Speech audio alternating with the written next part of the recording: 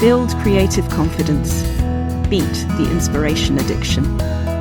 Join the Writer's Gym. My guest at the Writer's Gym today is Graham Bartlett. After 30 years of policing, whereby Graham became Brighton and Hove Police's chief superintendent, a senior homicide detective and a public order and firearms commander, he is now a best-selling crime fiction and non-fiction author and police and crime advisor. Graham's debut non-fiction, Death Comes Knocking, written with Peter James, was a Sunday Times top 10 bestseller, and Peter and Graham followed this up with the critically acclaimed Babes in the Wood. Since then, Graham has had 3 solo crime novels published: Bad for Good, Sunday Times top 10 bestseller, winner of Crime Fiction Lovers Editor's Choice Award 2022, and nominated for Specsavers Debut of the Year 2022, Force of Hate, and City on Fire. As a police procedure and crime advisor, Graham works with over 200 authors and TV writers, including Peter James, William Shaw, Ellie Griffiths, Anthony Horowitz, Ruth Ware, Mark Billingham and the BBC, helping them inject authenticity into their work. He is a crime writing mentor with Jericho Writers, runs live and online crime writing courses, is a regular speaker at crime writing festivals, and appears in many true crime TV documentaries. Graham, as bios go, one of the things that just delights me is that we can absolutely see the interests and we can see how your career is built. It's a bit wordy though, isn't it? But it's great words. I wrote all that, so I only got myself to blame. Did you always know this was a direction you were heading in? Absolutely not. No, absolutely not. No, I joined the police when I was 18. Then there was only ever one plan for me, never a plan B. And I had a fabulous career in the police, 30 years in the police. And then I kind of stumbled into the writing world, really, completely by accident. Never had a notion of being a creative writer in any form. And just happenstance put me here, and now I kind of wouldn't want to be doing anything else. Something that struck me, I will be spoiler free, I always make a point of being spoiler free, but something that absolutely struck me particularly in Bad for Good, the importance as a writer and the importance as a police officer of thinking the unthinkable. And again, I'm not going to say anything about who does what in that. It's so tricky, isn't it, talking about books and not spoilers. Does that feel like the thing for you that I guess with, certainly for me, writing crime, or no, actually even for me reading crime, with something like Bad for Good, where the plot is based on something that somebody relevant, I think I can say this and be safe for future readers, would rather not be able to think is a possibility, and how we blindside ourselves. And I'm guessing that's a piece of human psychology you must have dealt with a lot. Absolutely. And I'm going to have to be very careful here as well, not giving anything away. Well, all 3 of my novels really take as a start point an as is. And then I kind of try and imagine how terrible things can get with the wrong people, with the wrong circumstances, with the wrong political pressures. And I stretch it as far as I can. And I'm pretty confident in saying that nothing that happens in any of my novels couldn't happen. It could happen. And, if the stars misaligned, then certainly what you're referring to in Bad for Good could happen, and it would be catastrophic. That, for me, I think is why reading crime fiction is something that I do recommend to clients who might not be writing crime fiction or be readers of crime fiction yet. But in terms of there not being things we can't do, or there not being directions in which we can't take it, I think it's a very good thing for memoirists as well, actually, that we can, unfortunately, train ourselves to think, am I allowed to use this story, or am I allowed to think this thought? Which is how the excuses for not writing start to feel like reasons that so-and-so might disagree with this version of events. But actually, for you professionally, that's a given. Of course, people are going to present different versions of events. No, absolutely. And I actually found that particularly acutely when in my non-fictions. So in Babes in the Wood, which was a 30-year story of a double child murder, which there are no spoilers here because it's really in the public domain, where the killer was acquitted and then retried and convicted 30 years later. that so many people were involved in that investigation over the 30 years. Now, I've got kind of 90, 100,000 words to tell that story. And I've had people come to me and go, yeah, but you didn't talk about this bit and I did that bit. And it's like, well, I know, and it's all true. And, but, I've had to take a particular angle. So in fiction, and I think this is the same with any genre at all, everybody's truth is their own. So even the baddies in Bad for Good and Force of Hate and City on Fire, they're kind of, they're seeing the world and their actions and the opposite actions of the protagonist in a way that's authentic to them. And, obviously that's what then creates a story, because you get this kind of this collision of these two narratives and values. And that's where the story comes from. I don't know if it is for you, but certainly for me, it's a very enjoyable way of thinking that the phrase "get into the mind of the criminal" is how I find my keys when I've put them down around the house. So getting into the mind of a character who is fundamentally different in values to yourself or in circumstances to yourself, to me, that's the joy of it. That's the fascination. Over my police career, I've dealt with some people that have done some very, very bad things, terrible things, awful, unforgivable things, but very few people who are intrinsically evil.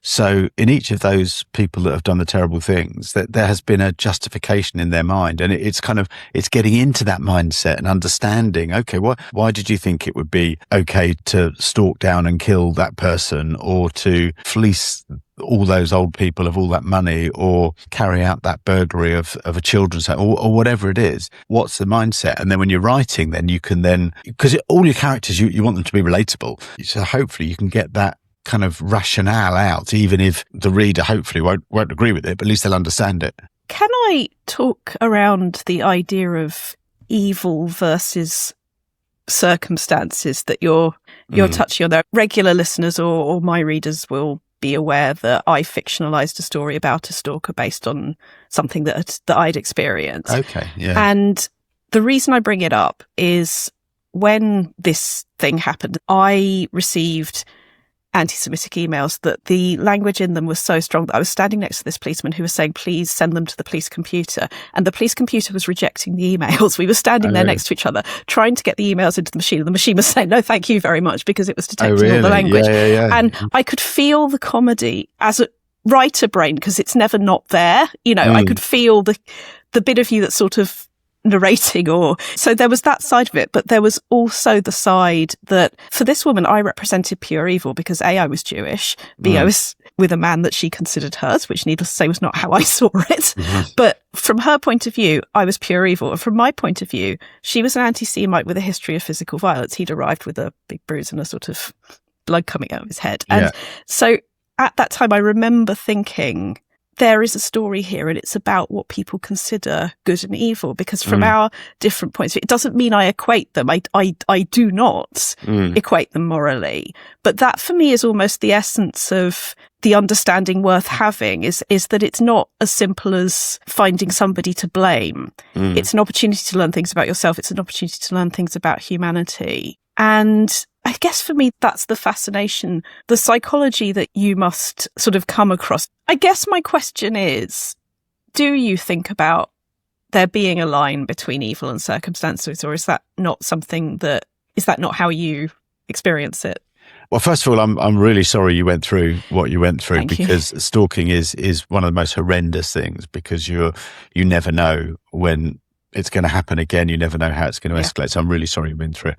I mean, in terms of good and evil, I think there's a continuum. I think it's almost like a spectrum of people who kind of sit somewhere along that, and almost always there is and I'm not justifying what I'm about to say. Almost always there is some kind of trigger that makes people do bad things. So your stalker, for example, abhorrent as it is, will have honestly believed her misguided and vitriolic views about your faith and about your heritage, and about your partner, and about my motivation.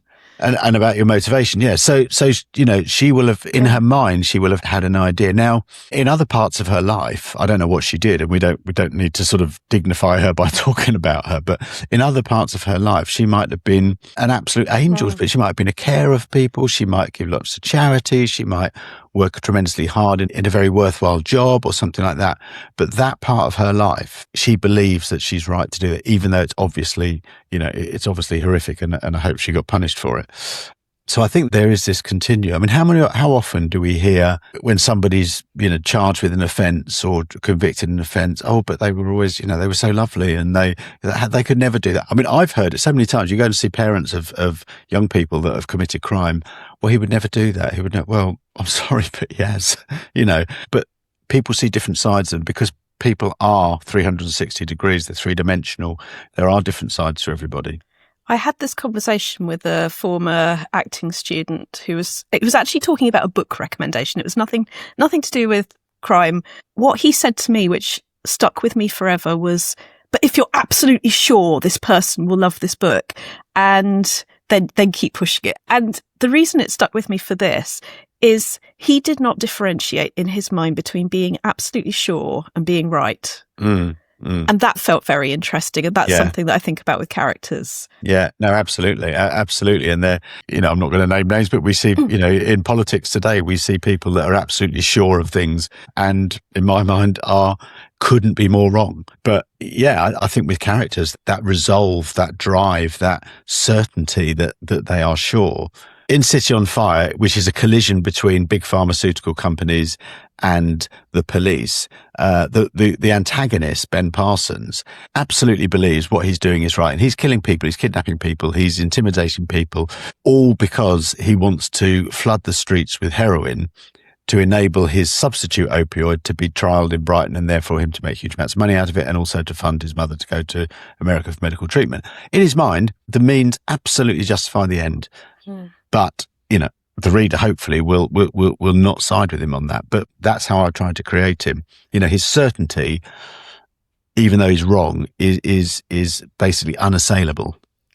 And that's the secret, isn't it? It's how have they got to the point where that for them is the black and white morality of life. And it's so far off from potentially probably where we are. And is that a starting place for you as a writer?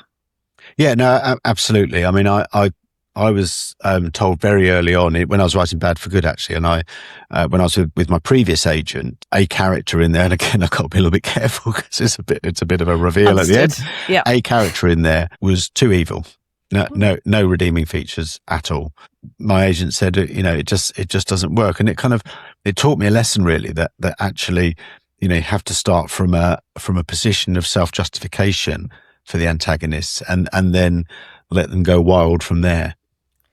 So starting with almost just taking the stalker example, you're right, she had a regular job. She actually worked in the same building as a member of my family and she never knew it. And I didn't know it until afterwards. But there was this whole absolutely, I think the word normal is quite poisonous at the best of times, but there's absolutely normal life going on. And then, as you say, there is this section that is separate, but it's based on something lit that match. There was something existing ethically, emotionally, that meant that the right triggers mean, excitement ensues. And I guess that's what you're talking about here, that it's not about going, this person is a 2D baddie, that they're just that's all there is to it. Because if there is, it's almost like the story is of less value anyway, isn't it? No, absolutely. If you're writing a full-length novel, you need to sustain that conflict between antagonist and protagonist, whether the antagonist is a person or not, but in this circumstance they are. So antagonist and protagonist, you can't sustain that if there's nothing visceral on the antagonist's side other than evil. There has to be a motivation, and that motivation has to be equal or greater than the protagonist, because actually you want them to be, looking like they're gonna win the battle. So there needs to be this. Everyone's what does it, they say? Everyone's a star in their own movie or something like that, isn't it? Yeah. Whatever the phrase is, and that's very much how I write my antagonists. And if I think in all of my books, I never excuse the behaviour by saying, it's because this happened, that they were inevitably going to go down this route. But I always just touch on, refer to something in the antagonist's past in a contextually appropriate way that hopefully makes the reader go, oh, I see. I'll give you an example, in real life for me. And I refer to it in Death Comes Knocking.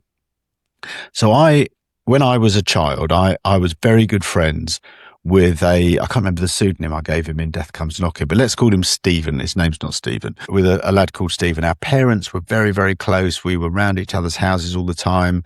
Went to school together, went to church together, everything. We were best buddies. And as happens, as you get into your teenage years, we kind of drifted off into different directions, but still were in touch until we weren't when we were about sort of 18, 19. But obviously I knew of him. I think my mum might have still had occasional contact with his mum, but it was just, it was a good friendship. I was working at I think it's Haywards Heath Police Station, and somebody phoned up for I was a DS. Somebody phoned up for one of my detective constables and said, "Oh, this chap's in the front office. He's just been released from prison. Wants to recover the property that was taken from him when he was arrested." So it's kind of pretty normal thing. That's what happens. You take a load of stuff and they go to prison, and half that stuff's not evidential, and you give it back to them when they come out of prison. Nothing extraordinary in that. So I went downstairs because the DC wasn't around. I said, "I'll come down and do it. It won't take 5 minutes." So I came downstairs, got the back of property, went into the interview room, and there was Stephen in the interview room.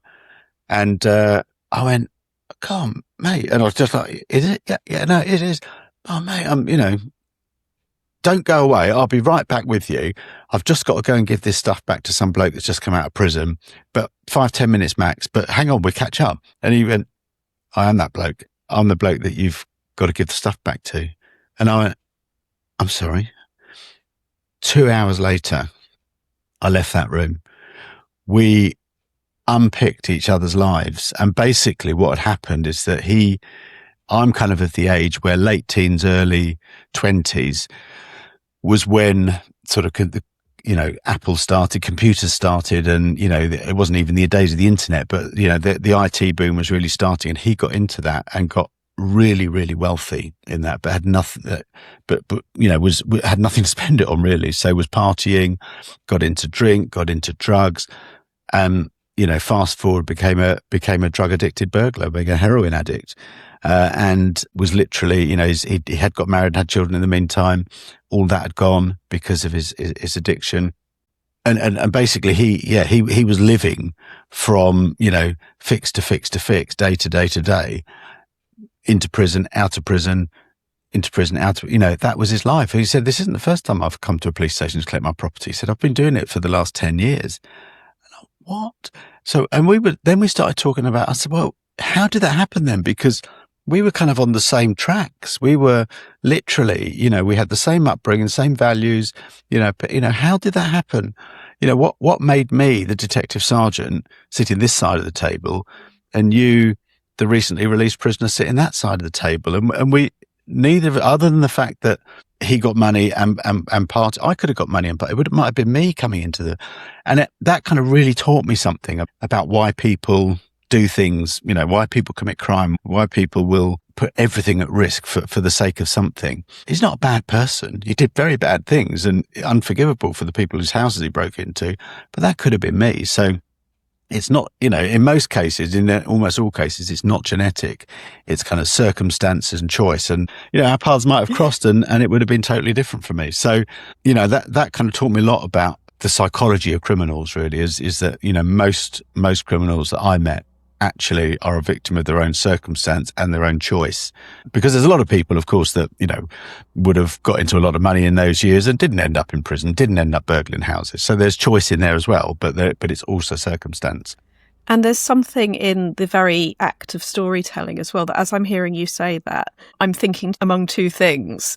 One, the story that you were telling yourself at the time shows that you do have that awareness and understanding of choice, but also that author brain, that making sense of the storytelling, it goes down the career route if we actively choose it to. But even if we don't actively become storytellers in that respect, noticing we're already storytellers, what am I entitled to? Who do I get to be? Is something that comes into us a lot. And this is why I do feel creative writing, not only for publication, but for understanding of our own psychology, is a very useful and important thing. Because that what if that you've just described, the circumstances of you and him, one of the things that comes into that is, how do I respond to the things that have happened to me? And since I mean, I'm sure we've all got our own examples, but since I've been more aware of the power of self-esteem, this is what's happening. It doesn't necessarily mean what I think it means. What else could I think it means?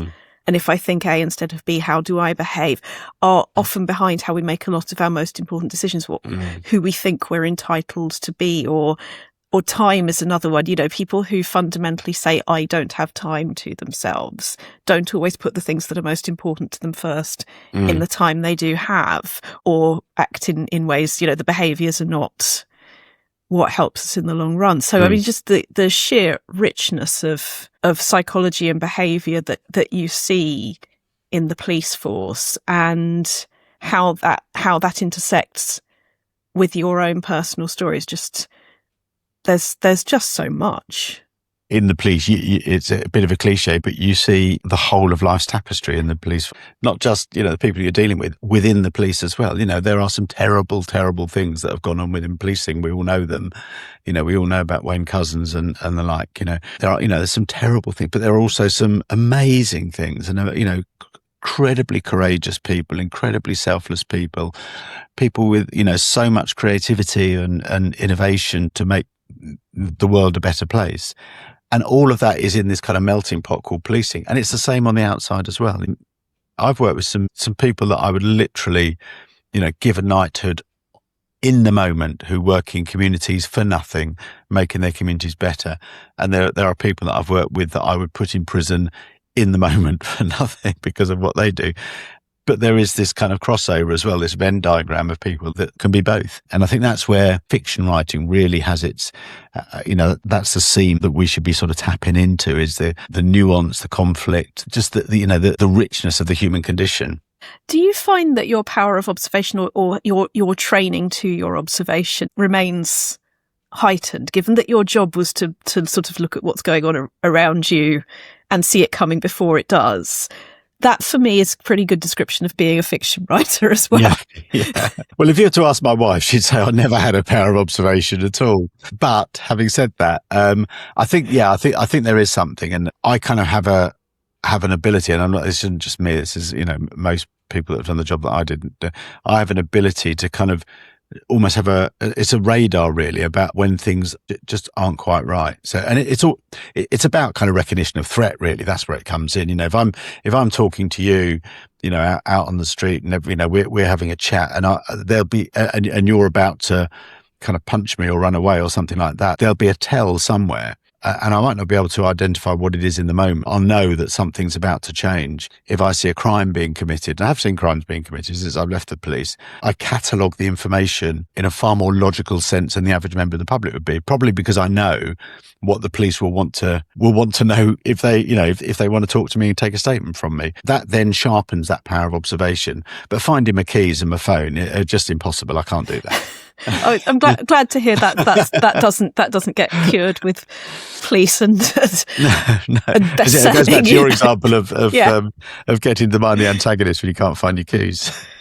Something I hear from other ex-police, current literary, in that world, is the frustration when artists create circumstances that are just fundamentally not how it would go down. Where do you draw the line on that? I mean, either as a consultant or as an author, will you bend reality for the sake of the story? Yeah, well, obviously, I mean, I've got a thriving business out of this. So. But the most important thing to say is the story, or the story and the characters always come first. So you can have your cake and eat it. So, if you want your character to do a particular thing, I'll just give an example. So one of the things I see regularly, almost on a daily basis, is police officers of too high a rank carrying out operational tasks that they wouldn't usually carry out. So a detective chief inspector going and interviewing somebody, or arresting somebody, or carrying out a search. It just doesn't happen at all in real life. However, in a fictional world, there are reasons, or there are ways in which you can make that happen. And I thought this is particularly the case if somebody comes to me, or this is, I've just heard about you. This is the third book of my series, and my protagonist is DCI so-and-so in the first two books. You just say, oh dear, wouldn't normally do that. So my job, and I think the job of anyone who is across policing and creativity, is being able to enable the characters and the circumstances to develop as the writer wants them to, but to create an authentic basis for that. So there are lots of ways. For example, I will enable somebody of too high a rank to do a particular thing. So I worked on a program called We Hunt Together, which was on the BBC. It was a bit of a tongue-in-cheek procedural, but it was also very, very dark. Now, on the second series, so I'd worked on the first series and given the advice on the scripts, etc. So watched that. So I saw how the actors were, I saw who the actors were and how they were playing the parts. In the second series, they wanted a superintendent to turn up at a search of a farmhouse and barns and everything. And there's no way a superintendent would be there. That's not their job. Their job is to run things back from the incident room. No way they would do it. But having seen the actor, I can't remember what her name is, that's a brilliant actor, but having seen the way she was in the first series, I thought, no, I can absolutely see why you want her there. But she wouldn't normally be there. So I said to them, okay, well, when she turns up, because she turned up in the script shortly after the two main characters that were, I think, a DC and a DS. When she turns up, can the DS and the DC just kind of say, what's she doing here? She got her own job to do, something like that. And then that immediately tells particularly the knowledgeable viewer that wouldn't normally happen, but it's going to happen because that's kind of what she's decided. The way they did it was even better than that. And it was all to do with camera shots. So they had her turning up in the car, get out of the car, stand up, look around.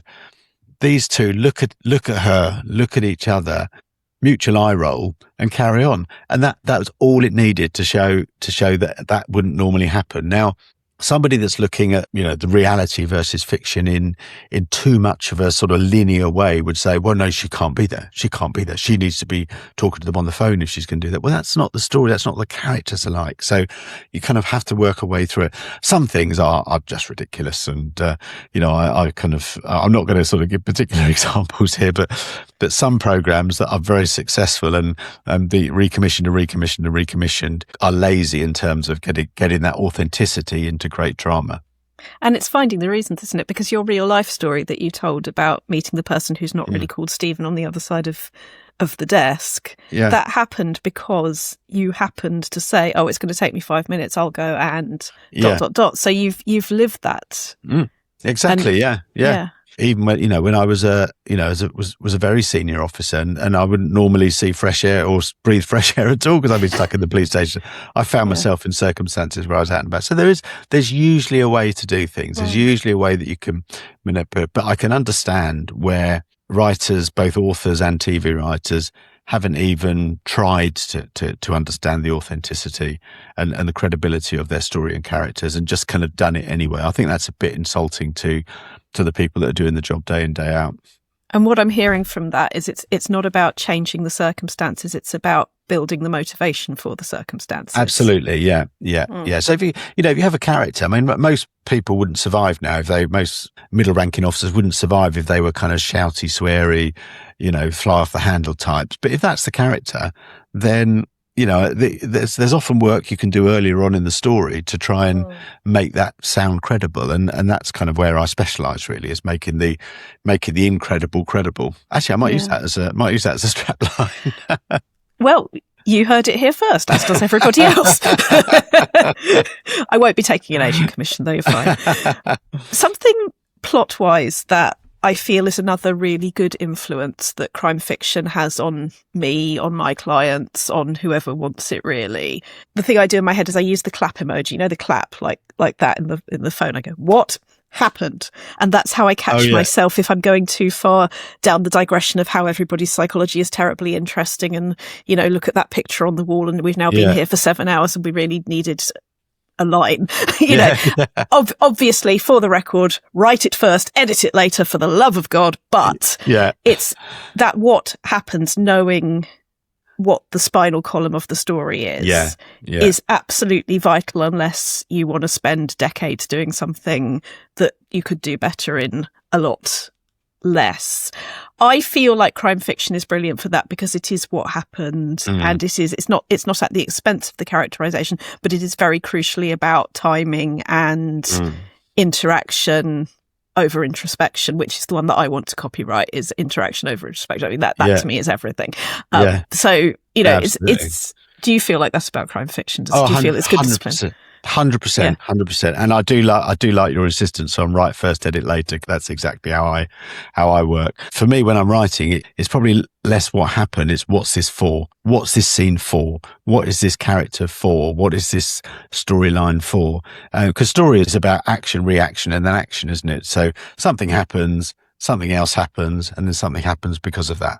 And it's kind of, and you have to have that. So, you can't, particularly, as you say, particularly in crime fiction, you can't go off into fantastical worlds, describing this beautiful meadow or this wonderful architecture or whatever. You want the guy being chased with a knife. That's what you want in crime fiction. And it is, for me, I mean, I'm told that I do try, which is quite a good, it's a good coincidence. I'm told I write very pacey fiction. And that's because it's always kind of, okay, right, what's happening because of that? What's happening because of that? What's happening because of that now? And it's kind of, but it comes out better after about the third edit than it does in the first draft, I have to say. And people need to trust that, don't they? I think that's what aside from if I did have my time machine, my first stop would be David Bowie in 75, but my second stop would be to go back as a writer and tell myself to go and do the what happened, so that you can save anything that doesn't actually fit here for a different story, because you're not killing things. You're taking them, you're giving them lots of space to run around in another Word document. No, exactly. Exactly that. Exactly. And do you overwrite when you're writing first draft? Do you overwrite words? Yeah, I do too. And I think that helps, because then you're forced then to trim things back. So you really everything's got to earn its place on the page. Something somebody said to me very early on, which covers a lot of ground, is save thy drafts. Because then you can safely cut whatever you need to see if it works. And it doesn't mean that it doesn't mean you've killed something. No. If you need the essence of it back, you can find it. I took a scene out of Bad for Good because I was really struggling with word count, and it was a bit of a vanity scene, to be honest, because I just wanted to write it. I can't tell you where, because I can tell you where it ended up. It ended up in a different form, but with the same kind of essence in City on Fire. Because I just thought, I still love it, So 2 books later, I just thought, and I'm going to use it for this bit. And it was something that was very kind of real to me. Well, basically, it was about responding to a police officer, being attacked call, and what it feels like to go to that, and all your emotions, and how your judgment can go and all that. So, but it didn't really have its place in Bad for Good, but it did in City on Fire. So I went, change that, put that in there, change a bit around it. So as you say, it's never lost. And it's a bit like gardening in a way, that I repotted something yesterday into something that the plant is, well, I say I did it, my neighbour is much better at it. Plants. You had people to do it for you. So what my friend Sandro did was take something that was in a less good flower pot. It's still attached to the same railings. It's still doing exactly what it was doing before, but because he's better at it, he was brilliant, actually. He gets this ball of roots, puts it in a new pot. It's doing the same job, but the whole thing looks more beautiful. Whereas if you feel that wherever things land the first time, that's it. All you're going to do is stagnate. And I love that as an example, that it is pottering around. It is, you can try things in different pots. You can make the thing look more like yourself, because what I do see, I expect you probably have students, clients like this as well, where people are so desperate to get the book published that they don't realize they might not be looking at the book. They might be looking at bits of 3 books that could all have enough space to run around. But if you're trying to pack every idea into too small a container, it's not going to be fun, and it's not going to flow.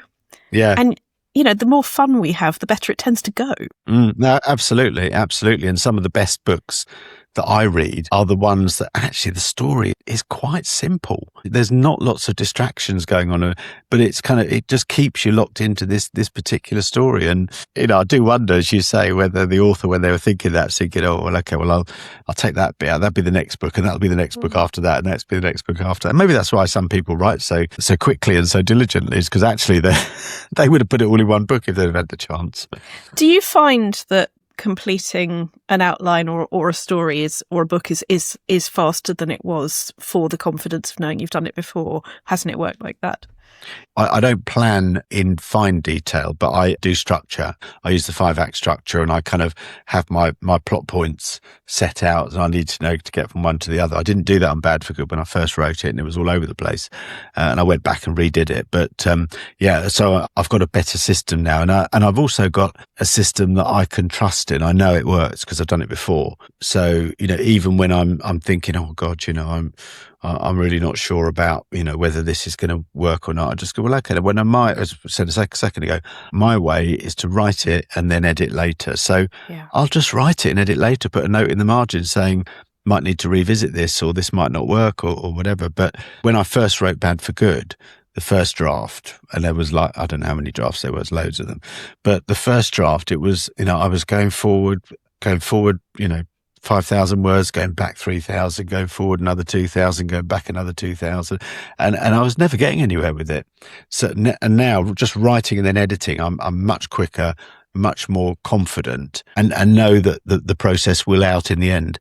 There's so much in that, isn't there? Is knowing that whatever you're doing now is not the final thing you're doing. So to get on to the next thing is. And I think that's where debut writers struggle, because they obviously they read great books all the time. They go, I could never write like that. I could never write like Freedom McFadden or Steve Kavanagh or whoever. And you go, well, neither can they when they're doing the first draft. Yeah. This is stuff that's gone through lots of re-edits and feedback, and you're seeing the polished version. At the moment you've got the block of granite, and you're trying to make a sculpture out of it. This isn't the statue yet. The statue will be at the end, and you will get there. That is such a beautiful thing to remember, is that it is going to happen. You can't expect the statue to arrive before the process that makes the statue. Exactly. Yeah. What works for you as a writer, or what boundaries have you put in place so that you get the best out of your writing time, your writing life?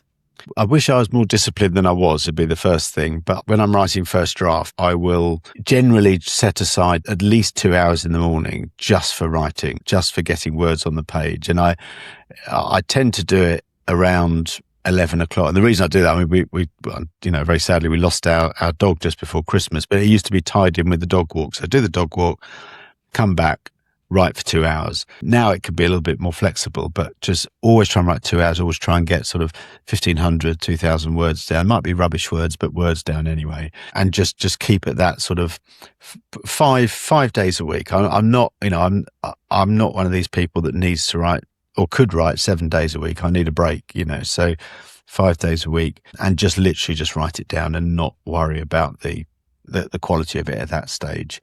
In fact, I've a good friend of mine who people will have heard of, I'm sure most people would have heard of, Dorothy Coomson, says to me, because I kind of use her as a bit of a sounding board. If I say, oh yeah, but I'm not sure about this character, she says, don't worry about that. That's Graham's problem in 3 months' time. This Graham just has to get the words on the page. And so I very much separate the writing from the editing.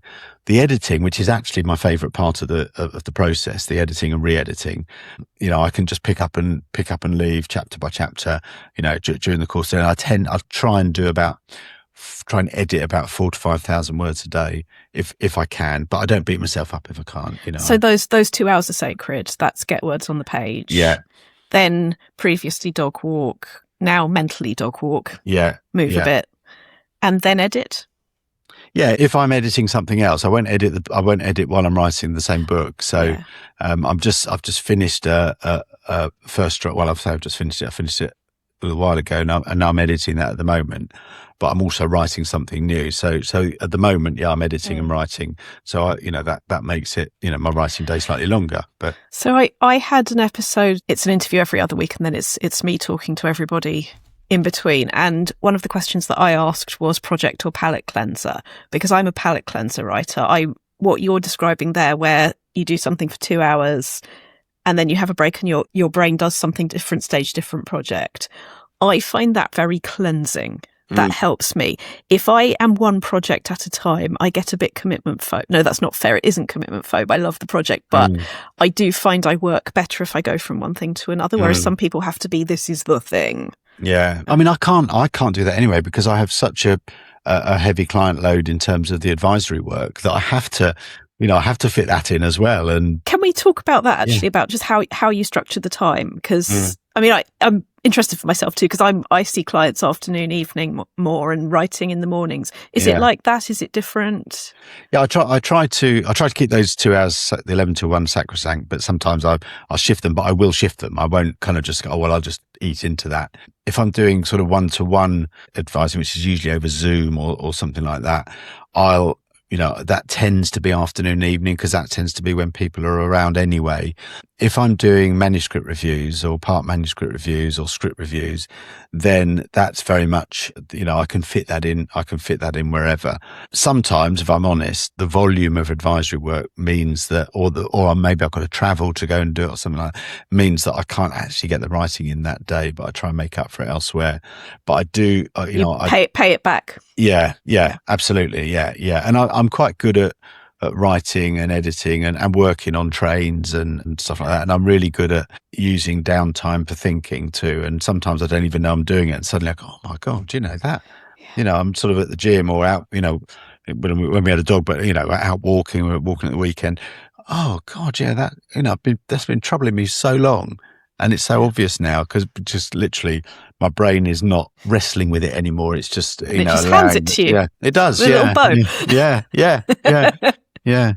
I mean, we talk about Bad for Good. This isn't a massive spoiler, but do you remember the reveal about Bob Heaton, the DI? I do. I wanted to give him, he started off as a bit of a bit character. He was just going to, almost like a cameo really, of this sort of scruffy detective that, was sort of coasting to retirement. I thought, there's more in it. And then I thought, but I've got to give him something different. And it just occurred to me, I won't say exactly what it is, but it just occurred to me on a walk. I was thinking, of course he's going to be struggling if if that's what's going on in his life. And it just took on a life of its own then. And then a big storyline came from it. But that wasn't me, bashing my head against the desk thinking about what am I going to do with Bob. It was walking out in the fields with the dog. And it hands it to you. And I think the through line of this conversation is motivation can mean that any action, any person you want to get in any place, you can do. It's not about feeling the idea doesn't work. It's about doing the groundwork underneath that, so you have that motivation.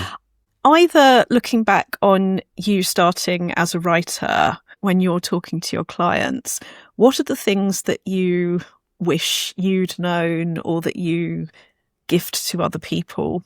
I suppose the first thing is that if I can do it, anyone can do it, really. It's never too late. It's never too late to start. Perfection comes with hard work, and trust yourself. I get so many, I'm sure you get it all the time. People say, oh, I'd love to write a book. I never thought I could. Well, you're never going to know until you try. And you might be right. You might not be able to do it, but you might be able to.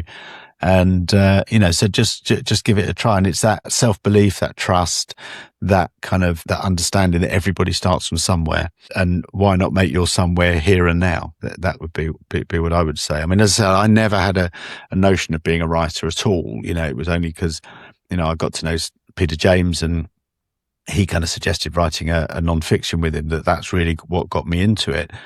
But if I did have a notion, then I hope that I would have thought, well, I'll try. I mean, I did, with fiction writing, I was writing non-fiction before. With fiction writing, I thought, can I actually tell a story? Can I make up a story and tell it? And it was hard work, and it was lots of false starts, but I managed to do it in the end. And I've done it a few times since. So I was 58 when Bad for Good came out. I mean, I've been writing it since I was 12. No, but I was 58 when that came out. So it's never too late. And it is first and foremost about the joy, that if there is a story in you, you're going to enjoy finding out. It's not about how fast can this happen. It's about how well can I write it. Yeah, no, exactly. Enjoy writing it. And everyone in the industry is always, agents and editors, but obviously there are deadlines. When you're contracted, there's deadlines, but they just say, make this the best book it can be. Just make don't rush it, don't push it. They'll come back and go, oh, yeah, cut 10,000 words off here, and you're 2 months late there. But essentially, it's making it the best story it can possibly be, and allowing that to be a problem for future you. Yeah, not exactly. second guessing. Exactly that. Yeah. Exactly that. Absolutely, respond to the evidence. You mentioned that you have a new podcast coming up. Yes. We haven't. We're going to record it soon. We're going to start recording. In fact, we're going to have a dummy record tomorrow. So 3 ex-cops, myself, John Sutherland, and Gary Wright, are going to present a podcast called Pros and Cons. And it's our strap line is books, crimes and nonsense. So it's going to be a really chatty kind of three-way conversation. We're going to talk about, what's current around crime, what's current around policing, what's current around crime novels, TV drama, that sort of thing. We're going to have a guest every, we haven't really worked out how often we're going to, but we're going to aim to have a guest every episode, whatever the interval between episodes are. And initially those guests are going to be people who have got foots in both the criminal justice and the writing camp. So it'll be crime writers that have either been police officers or judges or lawyers or forensic scientists or whatever. And we're just going to have a very, very light-hearted kind of chat about it. I think that the trick will be keeping those two idiots in order, to be honest, because we just thought it was a bit of might be just something fun to try. Lots of people are always interested in how do you become a cop and then a crime writer, and just talking about all of those areas together. That's what appeals to me, is that immersing yourself in the humour of it, in the shared references. You find out a lot about industries just through being in a room with the conversation. Yeah, we're going to do. Yeah, we're doing a dry run tomorrow, and then I'm not going to say who our first guest is, but it's a big name crime writer who's agreed to do it.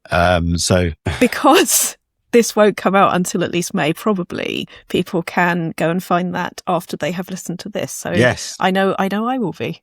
Yes, and I don't know where you can find it at the moment, but Google will help you. Yes. So my website is www.policeadvisor.co.uk, and the website is basically the jump off point for any crime writer that wants any support around authenticity, credibility, facts around how crimes are investigated and what happens. On that website, I think we've got probably about 25 other experts that work with me across a range of disciplines: forensics, psychology, prisons, scenes of crime, counter-terrorism. So you can tap into any one of those experts, and we'll give you the help you need to make your story authentic but still dramatic. And do you work with strictly crime writers only, or people who want to improve their plotting, get a bit more snappy? I do that as well. I do that as a separate thing with Jericho Writers. I run the crime and thriller course for Jericho Writers, where obviously it's themed around crime and thrillers, but a lot of the principles are the same around character and setting and dialogue and that sort of thing. Brilliant. Well, crime writers, you know where to go and find Graham. Absolutely. Graham Bartlett, thank you so much for joining the Writers' Gym. Thank you, Rachel. It's been an absolute pleasure.